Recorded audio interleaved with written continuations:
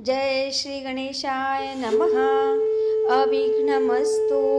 आई कुलस्वामिनी माते की जय।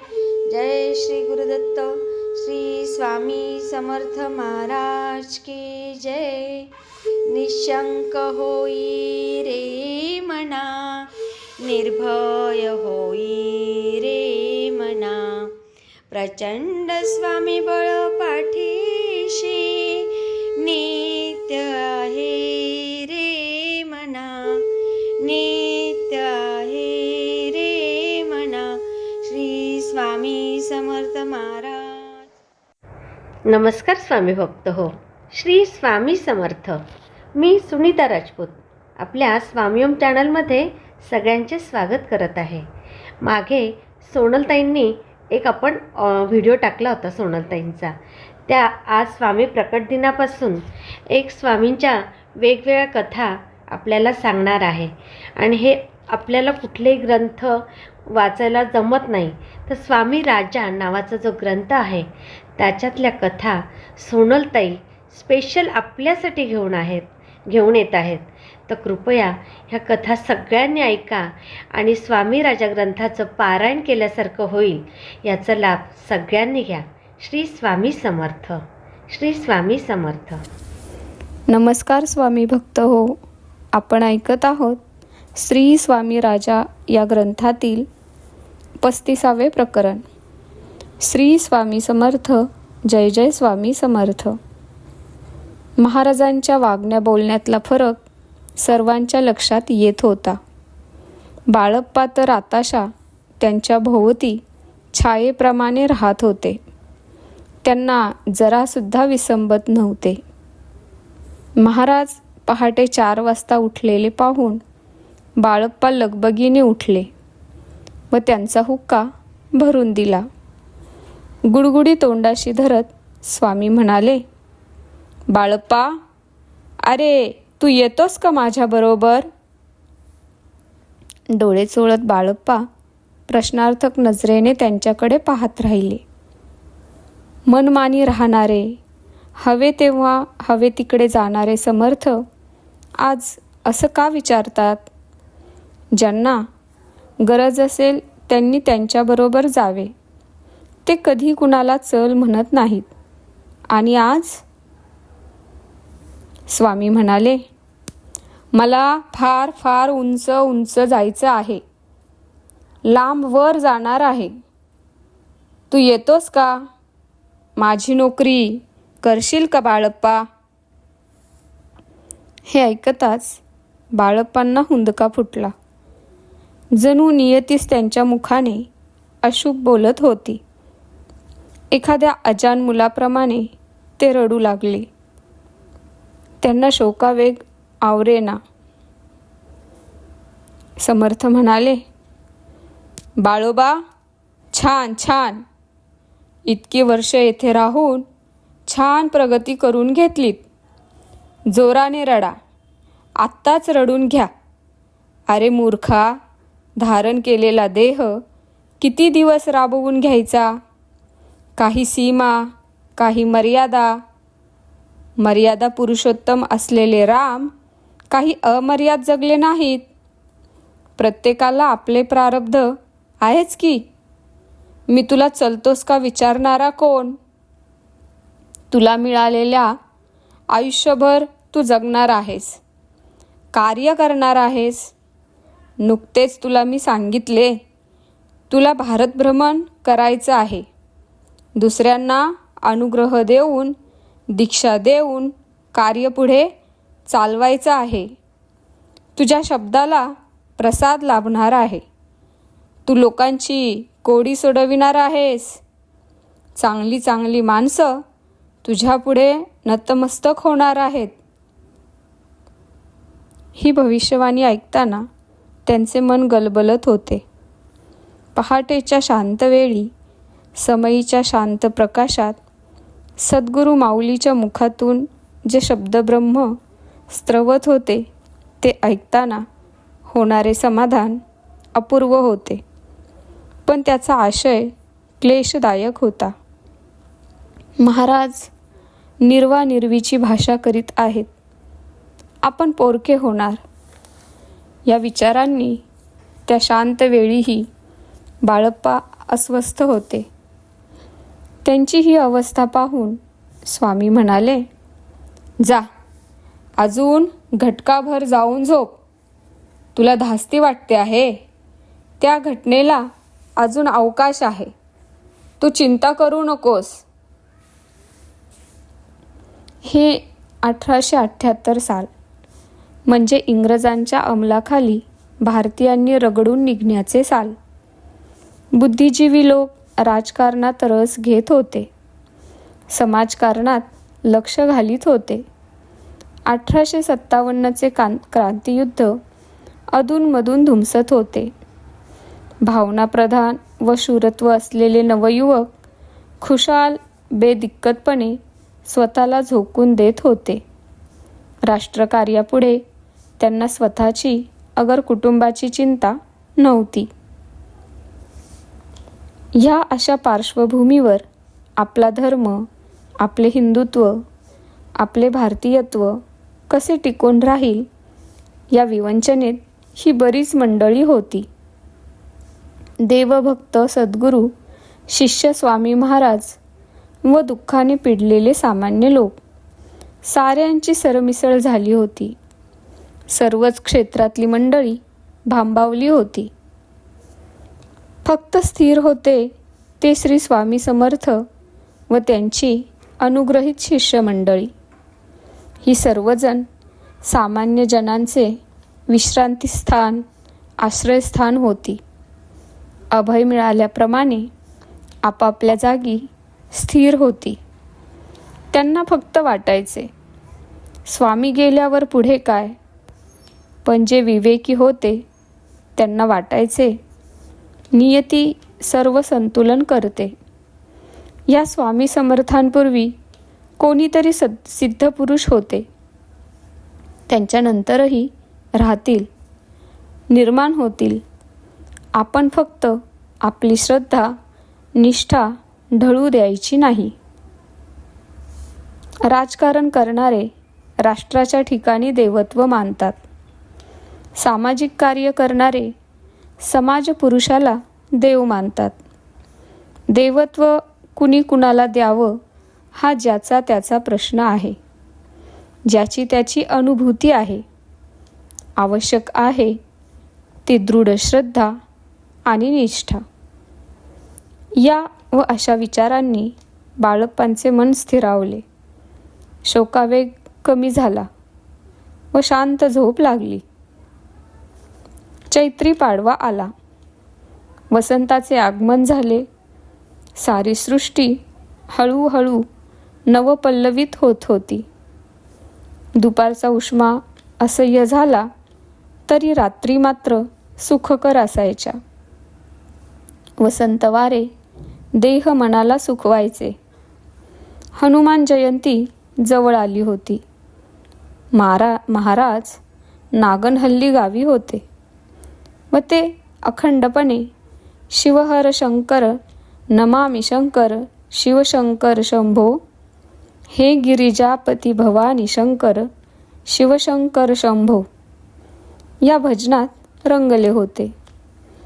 लोकांना वाटत होते प्रभू रामचंद्राचे आराध्य दैवत शंकर. म्हणून या रामदूताच्या जन्मोत्सवाच्या सुमारास स्वामी शिवस्मरण करीत आहेत. ह्यापूर्वी त्यांना भजन करताना कुणी पाहिले नव्हते, म्हणून आश्चर्यही वाटत होते. बालपिशाच्य वृत्ती अंगीकारून महाराज तात्या सुभेदारांच्या घरी आले. दरवाजाबाहेर एक दगडी कुंडी होती. महाराजांनी ती सेवेकऱ्यांना उचलायला लावली. मुरलीधराच्या देवळाजवळ असलेल्या तळ्यात ती बुडवायला सांगितली व आपण स्वतः काठावर हसत उभे राहिले. भोवतालची मंडळी उदास होती. या कृतीने स्वामींना काय सुचवायचे आहे हे त्यांना कळेना. त्यांच्याकडे पाहून महाराज म्हणाले, पाण्याचा धर्म बुडविण्याचा व दगडाचा धर्म बुडण्याचा. प्रत्येकाने आपला धर्म पाळला. तुम्ही सुतकी चेहरा करून का उभे राहिला आहात? हसायचे नसेल तर तुम्ही सर्व मंडळी रडा. तुम्ही सर्वजण बोंबा ठोका. हे काहीतरी अशुभ सूचक आहे असे पुष्कळांना वाटले. त्या तळ्याकाठी महाराज म्हणत होते, माणूस झपाट्याने पशुत्वाकडे जाऊ लागला आहे. दुष्ट स्पर्धा, द्वेष, मत्सर ह्या आसुरी प्रवृत्ती बोकाळत आहेत. लोक हो, माझ्या हातून चमत्कार घडलेले तुम्ही पाहिले, पण ते फक्त साधन आहे.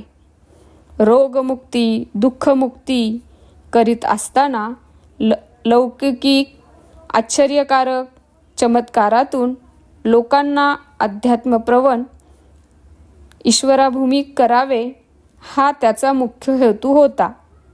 सज्जन हो, सनातन धर्माची शिकवण हा आपला अमूल्य ठेवा आहे.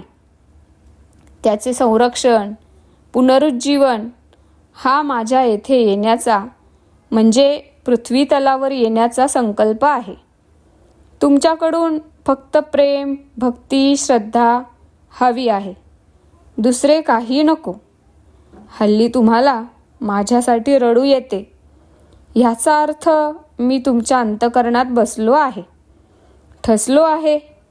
हे रडणे मनापासून असेल तर माझे कार्य तुम्ही चालू ठेवा. जो कोणी हे कार्य करायला कटिबद्ध झाला असेल तर त्याला सहाय्य करा.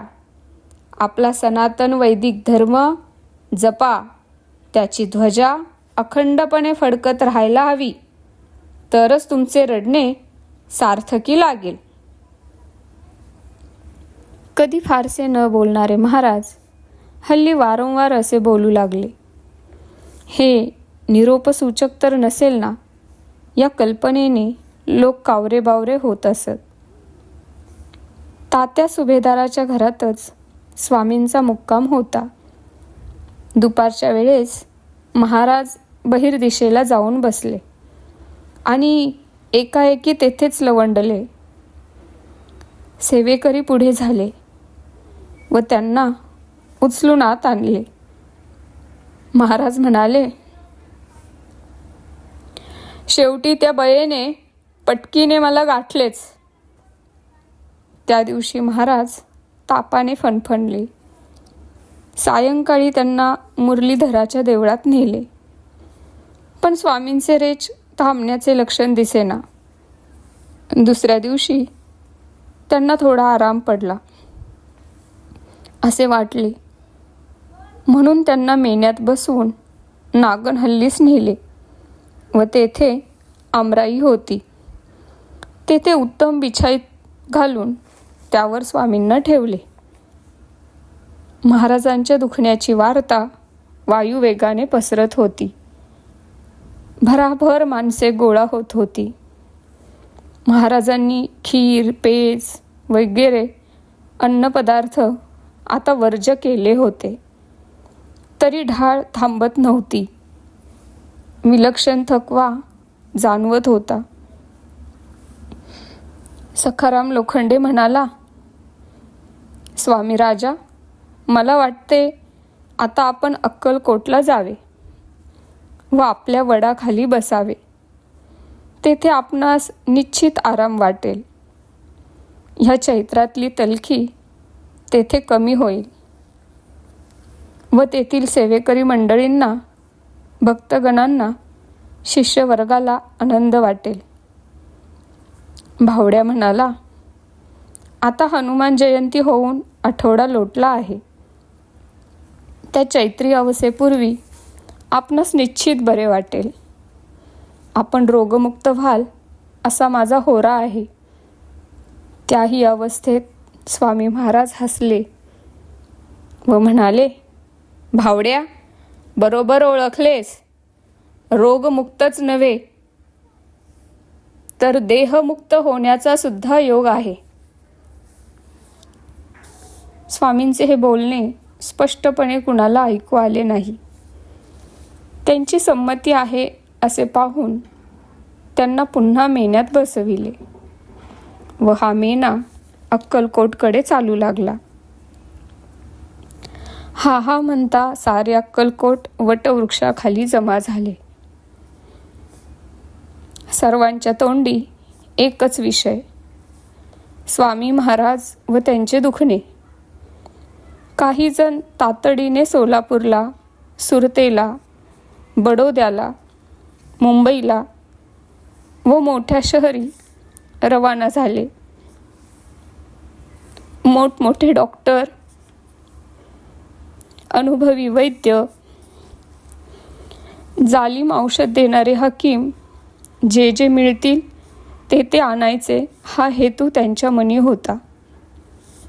गावातले सर्व वैद्य, डॉक्टर हजर झालेच होते.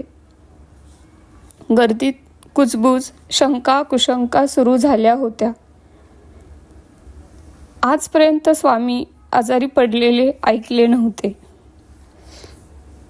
थंडी, वारा, ऊन, पाऊस कशाचीही त्यांना बाधा झाली नाही. वास्तविक ते नेहमी उघडे वागडे असतात.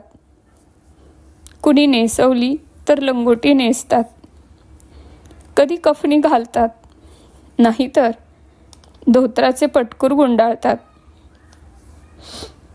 खरे तर कुठेही बसून भाकरी खातात, कुणाच्याही हातचे कसलेही अन्न खातात. त्यांना काहीही धरबंद नाही, पण त्यांना कधी अन्नबाधा झाली नाही. आज हे काय घडले? काल महाराजांनी कुठे जेवण केले ते तर बाधले नसेल, असे एक ना अनेक तर्कवितर्क लोक करीत होते. प्रत्येकाच्या बोलण्यात स्वामींबद्दल आस्था होती, जिव्हाळा होता, कळकळ होती. डॉक्टर, वैद्यांचे उपचार सुरू झाले, पण ढाळ आटोक्यात येईना, ताप उतरेना. श्री स्वामी समर्थ मात्र शांतपणे निपचित पडून होते. कणणे नाही, कुंथणे नाही, देवारे म्हणणे नाही. केवढी ही सहनशक्ती, केवढा हा संयम. गावात ठिकठिकाणी रुद्राभिषेक, अनुष्ठाने, गुरुचरित्र पारायणे सुरू झाली. महाराजांच्या दुखण्याला उतार पडावा ही एकमेव इच्छा होती. महाराजांच्या मुखातून बाहेर पडलेल्या शिवमंत्राचे जपानुष्ठान शिवमंदिरात सुरू झाले. शिवहर शंकर नमामि शंकर, शिवशंकर शंभो, हे गिरिजापती भवानी शंकर, शिवशंकर शंभो. कुणी महादेवाला पाण्यात कोंडले, कुणी गणपतीची मूर्ती पाण्यात बुडवून ठेवली व देवाला साकडे घातले. बाया बापड्यांनी नवस बोलायला सुरुवात केली. पंढरीनाथाला, भैरोबाला, काळूबाई मरी आईला सुद्धा, की आमच्या समर्थांना बरे वाटू दे. मी खेटे घालीन, मी उपवास करीन, मी नाक घासीन. आई भवानी, तुझी खना नारळाने ओटी भरीन. कोंबडे, बकरे काय हवं ते अर्पण करीन. पुरणपोळीचा नैवेद्य दाखवीन. स्वामींना बरे कर. अंगारे, धुपारे, उतारे, ज्याला जे सुचत होते ते सर्व ती मंडळी श्रद्धेने, भक्तीने करीत होती. त्यामध्ये महाराजांचे प्रेम होते, अतोनात आपलेपणा होता. जी मंडळी नास्तिक होती, ज्यांना स्वामी समर्थांचे महत्त्व जाणवले नव्हते, जी त्यांना सामान्य वेडेचार करणारा समजत होती, जे आपल्या उद्योगधंद्यात, व्यवसाय उद्यमात गर्क होते, त्यामुळे महाराजांचे श्रेष्ठत्व त्यांना ज्ञात नव्हते, ते सर्वजण स्वामी दर्शनासाठी येणाऱ्या माणसांच्या ह्या झुंडी पाहून, त्यांचे विव्हळणे कळकळ पाहून थक्क झाले. आपल्या गावात एवढा मोठा दिगंत कीर्तीचा माणूस असून आपणास तो कसा समजला नाही. आपण त्यांना उमजून घेण्याचा कधी प्रयत्न केला नाही. आपल्यासारखे कमनशिबी करंटे आपणच, असा त्यांना खेद होत होता. उशिरा का होईना, पण आपण त्यांचे निदान दर्शन तरी घेऊ, असा विचार करून ही मंडळीसुद्धा या गर्दीत सामील झाली. गावोगावाहून आलेल्या डॉक्टर, वैद्य, हकीम यांच्या औषधाचा उपयोग होत नव्हता. महाराज क्षीण होत चालले होते, पण चेहऱ्यावरची प्रसन्नता, टवटवी तशीच होती. महाराजांनी इच्छा व्यक्त केली म्हणून त्यांना मेन्यात घालून वटवृक्षाखाली आणले आणि त्यांच्याच इच्छेनुसार गोपाळ न्हाव्याला बोलावणे गेले. इतक्यात स्वामी महाराज पुन्हा बहिर्दिशेला जाण्यासाठी उठणार हे पाहून भुजंगसेवक पुढे झाला व म्हणाला, स्वामी राया, आपण कष्ट घेऊ नये. मी पाट आणतो, आपण त्यावर बसावे. मग तो पाट उचलून मी आडबाजूला नेतो. महाराज किंचित हसले. अरे विष्ठा, मग ती कुणाचीही असो, ती ताज्य आहे, घृणास्पद आहे. ती आडबाजूला दूरच असायला हवी, हे खरे. पण स्वतःला साळसूद म्हणून घेणारी, भक्तीचे ढोंग करणारी, कुठेही निष्ठा नसलेली माणसे विष्ठा सातत्याने जवळ बाळगतात. त्याची घृणा तर सोडा, त्याचा अभिमान बाळगतात. ज्योतिबा पांडे म्हणाला, म्हणजे काय स्वामी महाराज, काही उमजले नाही. तेथे आलेले बघे, नास्तिक, महाराजांची महती न ओळखणारे लोक एकदम चपापले. त्यांचे चेहरे काळवंडले. स्वामी महाराज म्हणाले, ज्याला समजायचे त्यांना बरोबर समजले आहे. पण ऐक, षडरिपूंचे ऐश्वर्य अभिमानाने जोपासणे, बाळगणे म्हणजे विष्ठाच जवळ करणे नाही का? सारंगा म्हणाला, अजून नाही उमगले का? श्रीपाद भट म्हणाले, महाराजांना बोलायला त्रास होतो आहे म्हणून मी सांगतो. काम, क्रोध, लोभ इत्यादी विकार म्हणजे विष्ठा. याने मनुष्य जन्माची हानी होते. असा माणूस स्वतःबरोबर इतरांनाही सतत दुखावत राहतो. अजून नसेल समजले तर दुपारच्या प्रवचनात ऐक, आता बोलू नकोस. गोपाळ नापिक आला. त्याने महाराजांना साष्टांग दंडवत घातला व अश्रुपूर्ण डोळ्यांनी महाराजांची श्मश्रू करू लागला. महाराज म्हणाले, नाही का, माझी चांगली हजामत कर. अरे, मी सतत इतरांच्या दोषांची, अवगुणांची जाणीवपूर्वक हजामत करतो आहे. तेव्हा तुझे आणि माझे कार्य एकच आहे. सर्वांनी मिळून सुवासिक जलाने श्री स्वामी समर्थांना स्नान घातले. त्यांची पूजा केली, त्यांची मंगल आरती केली. त्यावेळी तो वटवृक्षही समाधानाने डोलत होता व मूकपणे लोकांच्या आरतीत समाविष्ट झाला होता. जय देव जय देव जय अवधूता, अगम्य लीला स्वामी तुमची त्रिभुवनी हो सत्ता. मानवरूपी काया दिससी आम्हास, अक्कलकोटी केला यतिवेशे वास, पूर्ण ब्रह्म तुझी अवतरलासी खास, अज्ञानी जीवास विपरीत हो भास, जय देव जय अवधूता, अगम्य लीला स्वामी तुमची त्रिभुवनी हो सत्ता. एवढ्या गर्दीत सुंदराबाई बेभानपणे पुढे झाली. तिने स्वामींना लोटांगण घातले व सद्गदित होऊन म्हणाली, सद्गुरुराया, तुमच्या मनात तरी काय आहे? आजपर्यंत अनेकांचे अनेक रोग आपण बरे केलेत.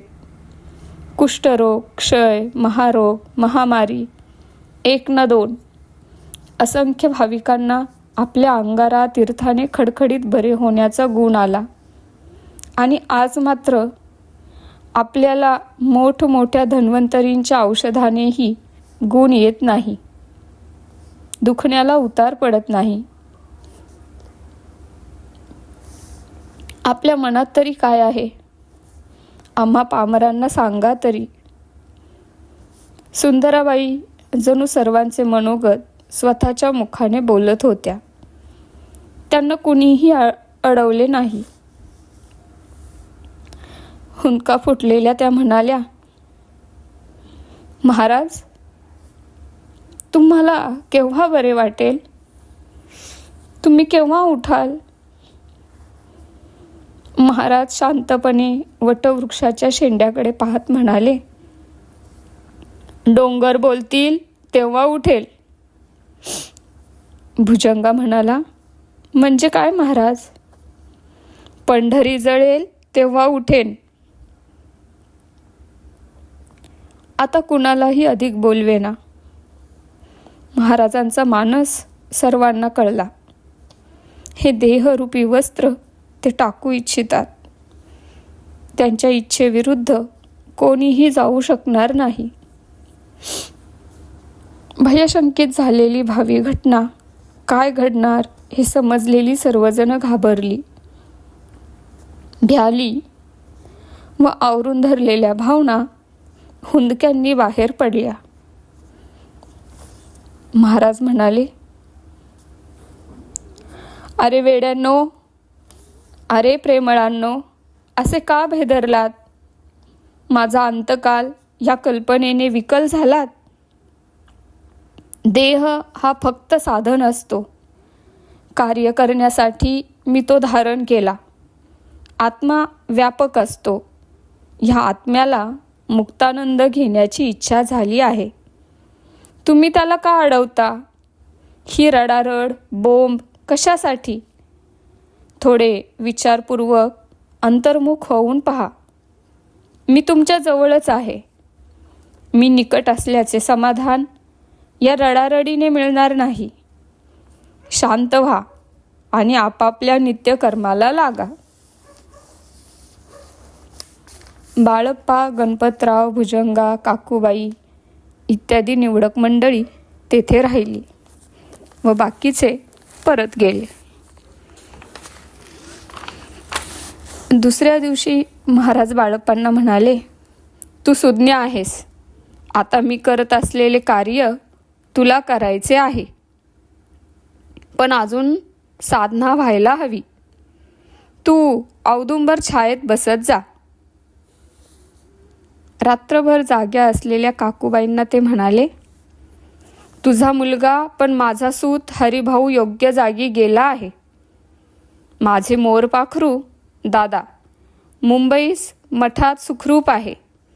तू आता स्वस्थ चित्ताने येथेच राहा व आत्मप्राप्तीचा प्रयत्न कर. महाराज शरीरव्याधीने त्रस्त असले तरी खिन्न उदास नव्हते. उलट ते अधिक आनंदमय, तेजस्वी दिसत होते. दुपारच्या प्रहरी गणपतरावास ते म्हणाले, तू देवळात राहा, तुझे कल्याण होईल. भावभक्ती ढळू देऊ नको. आपल्यालाही काही मार्गदर्शन व्हावे या विचाराने ताटकळलेल्या श्रीपाद भटजींना ते म्हणाले, तू वडाची मुळे खणीत बस. याचा अर्थबोध मात्र त्यांना झाला नाही. त्या वटवृक्षाची म्हणजे प्रपंच वृक्षाची मुळे खणण्यास तर महाराज सांगत नसतील ना. यातूनच पुढे मला निर्गुण निराकाराचा तर बोध व्हायचा नसेल ना, असे त्यांना वाटले. असे तर्कवितर्क करण्यापेक्षा स्वामींची आज्ञा शिरसावंद्य मानून कार्यास लागावे. कदाचित त्यातून बोध होईल. शेवटी चैत्र वैद्य त्रयोदशीचा दिवस उगवला. दूरदूरची भक्तमंडळी अक्कलकोटास आली होती. महाराज सकाळपासून अधिक आनंदात दिसत होते. वास्तविक गेले 10-12 दिवस त्यांनी अन्न पाणी घेतले नव्हते. तरी कोणत्याच प्रकारची क्षीणता जाणवत नव्हती. त्या दिवशी राणीसाहेब स्वतः जातीने महाराजांच्या दर्शनास आल्या. महाराज त्यावेळी स्वतःशीच बोलल्याप्रमाणे भगवद्गीतेतला श्लोक म्हणत होते. अनन्य निश्चिंत यंतो माये जना पर्युपासते तेषा नित्याभियुक्ताना योगक्षेम वहाम्यहम. तोच श्लोक स्वामी वारंवार म्हणत होते. राणीसाहेबांना वाटले, भगवान श्रीकृष्णच श्री स्वामी मुखाने बोलत आहेत व भक्तांच्या योगक्षेमाची ग्वाही देत आहेत. त्यांनी महाराजांना पेज घेण्याचा आग्रह केला. सर्व भक्तगणांची इच्छा पाहून महाराजांनी काकूबाईच्या हाताने घोटभर पेज घेतली. ओल्या फडक्याने त्यांचे तोंड पुसल्यावर ते अंथरुणावर आडवे झाले. राणीसाहेब आनंदाने परत निघाल्या. चला, आता या यतिश्रेष्ठाला भय नाही. तिसरा प्रहर सुरू झाला. या योगीरायाची अस्वस्थ चलबिचल पाहून श्रीपाद भटजी घाबरून म्हणाले, स्वामी महाराज, आपण असे काय करता? त्या परमश्रेष्ठ पुरुषोत्तमाने उठून बसविण्यास सांगितले. राजाधिराज योगीराज पद्मासन घालून डोळे मिटून बसले. या वेळचे त्यांचे वर्णन, त्यांचे दर्शन मनोज्ञ, लोभस्वाने, आत्मिक आनंद देणारे भासत होते. त्या दिव्य भव्य तेजमूर्तीकडे पाहून श्रीपाद भटांसह सर्वजण देहभान विसरून हात जोडून उभे राहिले. अंतराळातून शब्द यावेत असा सर्वांना भास होत होता. त्या परम पावन वटवृक्ष श्री स्वामी महाराजांचे स्तवन अष्टक तर तो म्हणत नसेल ना, असे भारावलेल्या लोकांना वाटत होते. क्षीराब्धिवास तृणकाष्ठ व्याप्तम श्रिया समेत सूरवृंद पूज्यम सज्जानयुक्त सुखद स्वरूपम वंदे गुरु दत्त इतिह वेद्यम. अष्टक पूर्ण झाले. लोकांनी डोळे उघडले. तो काय? महाराजांनी डोळे मिटले होते. त्यांच्या मुखातून खसखसी एवढे पांढरे 3 दाणे पडले होते. एका देहात विराजमान झालेला आत्मा अनंतात विलीन झाला होता. आनंद सम्राट आनंद साम्राज्यात गेला होता.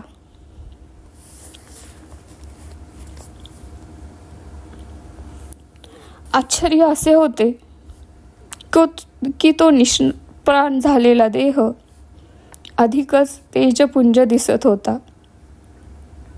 कांती जशीच्या तशी होती. त्याहीपेक्षा आश्चर्य हे होते, भक्तगण शोक करायचा विसरला होता. दुःख जणू त्यांच्या बाजूला फिरकतच नव्हते. श्री स्वामी राजा माझ्यात आहेत, मी सर्वस्वी त्यांचा आहे, ही भावना दृढ होत होती. सामान्य लोकांनी मात्र रडारड करून गदारोळ माजवला. त्यांचे प्रेम, त्यांचे भाव सारे प्रामाणिक होते. ते हतबल झाल्यासारखे सैरबैर झाले होते. जबाबदार व धीराची मंडळी पुढे झाली. त्यांनी बुरुडाच्या मदतीने कामट्यांचे सुंदर विमान बनविले. संत तुकाराम महाराज दिव्य विमानात बसून इहलोकातून गेले. त्यांचे हे विमान जणू प्रतीकच होते. फुलांच्या संभारात महाराजांना मोठ्या अदबीने भगवंत नामस्मरण करीत बसवले. चौघडे, वाजंत्री, मंगलवाद्ये वाजायला सुरुवात झाली. श्री स्वामी महाराजांची दिंडी भजन करत गजरात निघाली. तो सोहळा वर्णनापलीकडचा होता. बसविलेल्या स्वामीराजाचे मुखावलोकन सर्वांना करता येत होते. भजन गजरात तुरळक मंडळी हुंदके देत होती.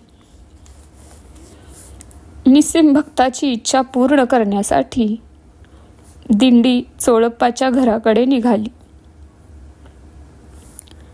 कुंकवाचे सडे घातलेल्या राजमार्गावरून फुलांची उधळण करीत श्री स्वामी राजाचा नामघोष करीत दिंडी इच्छित स्थळी येऊन पोहोचली. समाधीस्थान गोमयाने सारवले होते. धूप लावून सुगंधित केले होते. दीप लावून प्रज्वलित केले होते. बाळप्पांनी स्वामींच्या अंगास अत्तराचे लेपन केले. पुन्हा एकदा आरती केली. महाराजांच्या नावाचा एकमुखाने पुन्हा जय जयकार केला. अनंत कोटी ब्रह्मांड नायक राजाधिराज श्री सद्गुरु स्वामी समर्थ महाराज की जय. मंडळी पार्थिव देहाचे वारंवार दर्शन घेत होती. श्री नानासाहेब बर्वे कारभारी व बाबूराव विष्णू मोघे मामलेदार हे समर्थ नामघोष करीत त्या दिव्य विमानाजवळ आले. बाहेर संस्थांच्या सरकारी इतमानाने तोफखाना सज्ज होता. मिरवणुकीत सामील झालेले घोडदळ पायदळ सज्ज होते. त्यांच्या पालखीवर पैसे, रेवड्या, फुले उधळली होती. ती गोळा करता करता भिकारी मंडळी, गोरगरीब या बुधवार पेठेच्या मठात येऊन पोहोचली. गरीब, श्रीमंत, हिंदू, मुसलमान, पारशी, ख्रिस्ती सर्व जाती धर्माचे लहान थोर येथे जमा झाले. श्री स्वामी समर्थांच्या दरबारात कुणाच्याच बाबतीत कुठलाच भेदभाव नव्हता. पालखी समाधीस्थानी नेण्यासाठी कारभारी व मामलेदार पुढे झाले. अखंड नामघोष करणाऱ्या प्रचंड जनसमुदाय श्री स्वामी समर्थ, जय जय स्वामी समर्थ, सद्गुरु स्वामी समर्थ, जय जय स्वामी समर्थ म्हणत होता. हा जनसमुदाय क्षणभर थांबला व गर्जना करत स्वामींच्या जय जयकाराच्या ललकाऱ्या देऊ लागला. अनंत कोटी ब्रह्मांड नायक राजाधिराज श्री सद्गुरु स्वामी समर्थ महाराज की जय. श्री स्वामी समर्थांचा पार्थिव देह त्या उभयंतांनी समाधीस्थानी नेला. सर्वत्र हुंदक्यांच्या आवाजाने आसमंत व्याकुळ झाले.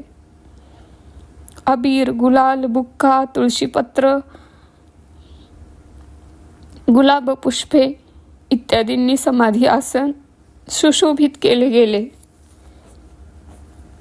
त्यावर मोठ्या आदराने महाराजांना ठेवले. तेथे पुन्हा एकदा पूजा आरती केली. जय देव जय देव जय स्वामी समर्था, आरती ओवाळू चरणी ठेवून या माथा. पुन्हा पुन्हा महाराजांकडे पाहत ती मूर्ती हृदयात टसवत सर्वजण बाहेर आले व समाधीस्थानाला दगडाच्या शिळेने बंद करण्यात आले. सरकारी इतमामाने त्यावेळी सन्मानाने तोफांची सलामी देण्यात आली. नित्य निरंजन दत्तावधूत श्री स्वामी समर्थांचा पार्थिव देह दृष्टीआड झाला. पण भाविकांच्या मनाच्या गाभाऱ्यात त्यांना प्रत्येकाने स्थान दिले. तिसऱ्या प्रहरी सूर्यनारायण ढळत होता. पण हा तेजोभास्कर पुन्हा उद्या उगवणार आहे ही दुर्दम्य आशा सर्वांना असल्याने हा मावळणारा सूर्य क्लेशदायक, दुःखदायक वाटत नव्हता. सायंकाळच्या वसंत वाऱ्याने जणू सर्वांच्या मनावर हलकेच विझण वारा घालायला सुरुवात केली. वामनबुवा, श्रीपाद भट, इतर शास्त्री पंडित समाधीला हात जोडून म्हणत होते,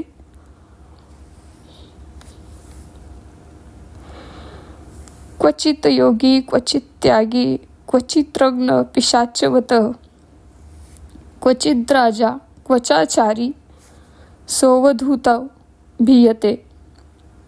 असे म्हणून त्यांनी समाधीद्वाराशी पुष्पे वाहिली. स्थिर चित्त उभे असलेल्या बाळप्पांना मात्र श्री सद्गुरु मुखाने शेवटी वारंवार ऐकलेला श्लोक स्मरत होता. अनन्य निश्चिंतयन्तो मा ये जना पर्युपासते तेषा नित्याभियुक्ताना योगक्षेम वहाम्यहम. श्री गुरुदेव दत्त. श्री स्वामी समर्थार्पण मस्तु. स्वामी भक्त हो. अशा प्रकारे ही कथा आणि हा ग्रंथ इथे समाप्त झाला आहे. श्री स्वामी समर्थ. जय जय स्वामी समर्थ. धन्यवाद.